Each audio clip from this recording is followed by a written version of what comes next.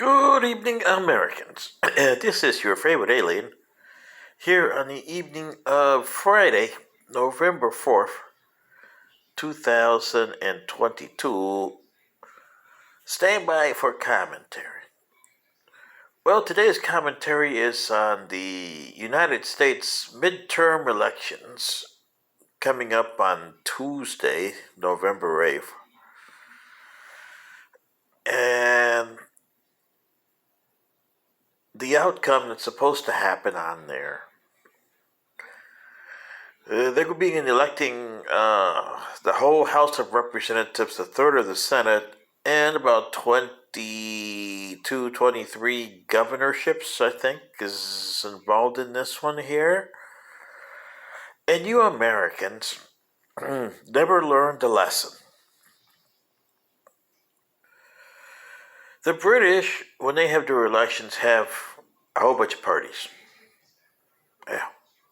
They haven't learned their lesson either, have they? But here in America, you just have two parties, and you don't like third-party candidates. You don't like third-party independents. You've had a few, especially in the Senate, and some that call themselves independents, but hanky-panky with one of the parties. You know, like Mr. Sanders from Vermont over there. If you're an independent, you're an independent. You don't party-hardy with another party. Yeah. And here's the problem. There's always a gripe that you hear all over the city and towns. Even here in old folks' homes, where they're tired of politics, they go to vote and you still get the same thing. And they don't realize that they vote for the same thing no matter what, because they think of party as something they have to vote for. And extremism and views. And how can a person dominate a party like AOC, Biden, Donald J. Trump, Pelosi? Really? And issues are not extreme. The issue of immigration and the issue of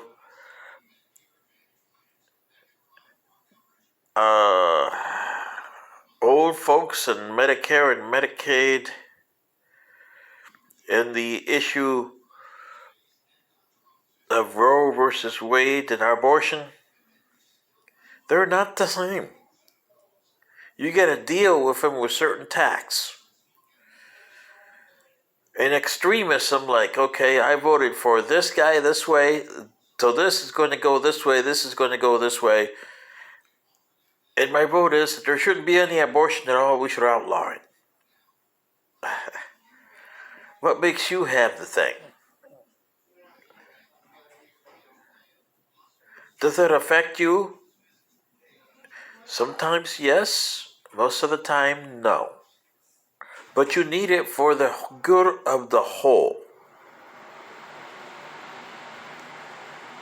As they keep on saying in movies, especially in Star Trek, where Mr. Spock always says, the needs of the one are sacrificed for the needs of the many. And then there was a program called Charm that used to say that too, back in the late 1990s, early 2000s, remember? The witch program, Charmed? They said that too.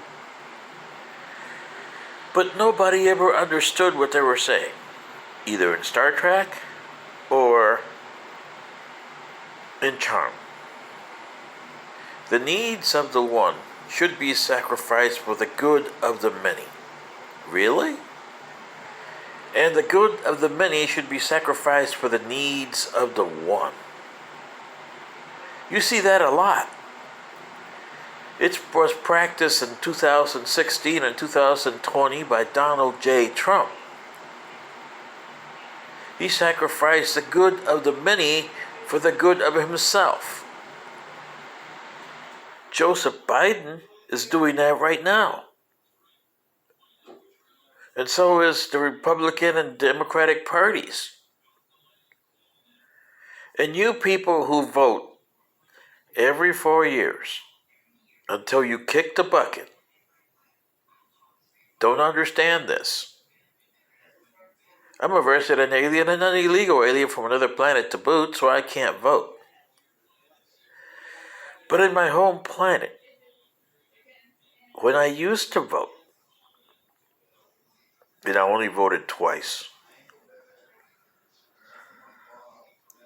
once for change in our doctrine because of change in technology,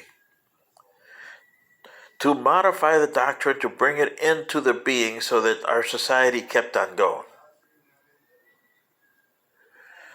That's what's happening here, Americans. You guys don't have a doctrine or a prime directive that tells you where your society's going. Is it 100% firm?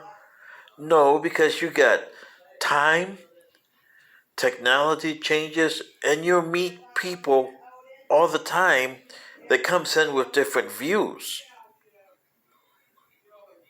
What you try to do is not let those views influence you.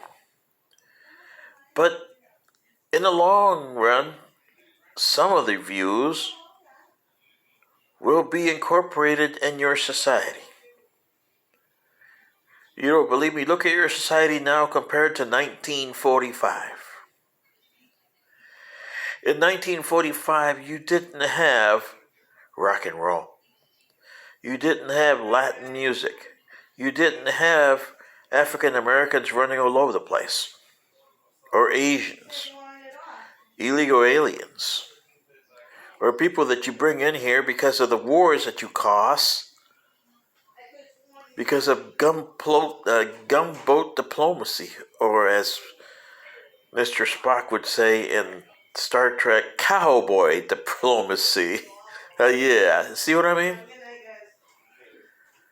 So if you have all this affecting your society, how can you fix it when you don't even do anything to fix it?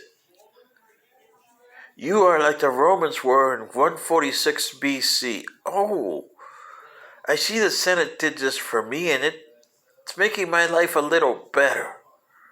So if I give them more money, they might do this other thing for me that I don't have to do anything for. And by 107 AD, when it was Trajan's time, most of them have forgotten what they were doing before 146 BC. Same here with your nation.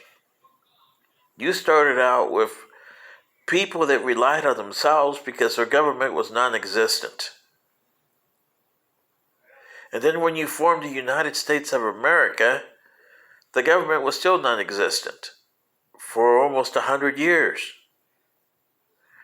Then starting with the 1876 disaster of a compromise between the Democrats and the Republicans that elected a Republican president, and the Democrats got what they wanted, the South,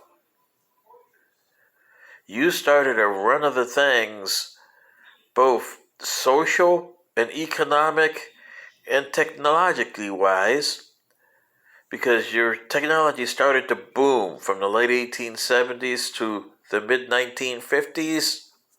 Wow, there was a boom there that you haven't had before or since in there.